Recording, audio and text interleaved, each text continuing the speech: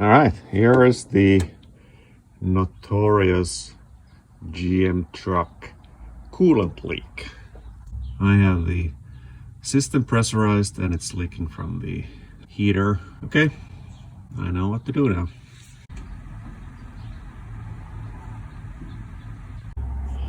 And like always with this sort of metal hose quick disconnect tools, I had to modify it.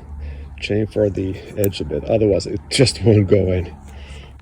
There are little barbs there, and this tool is meant to slide in and push in those barbs and release the hose disconnect.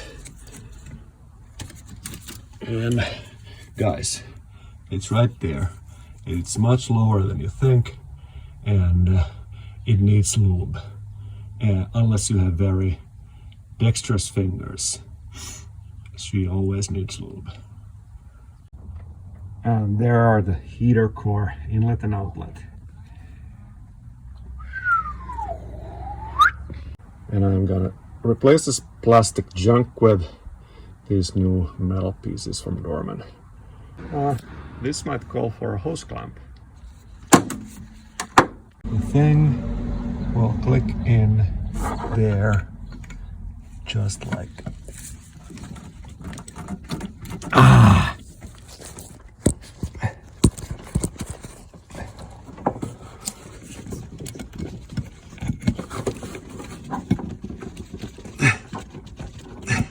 it needs lube, and that lube is soap.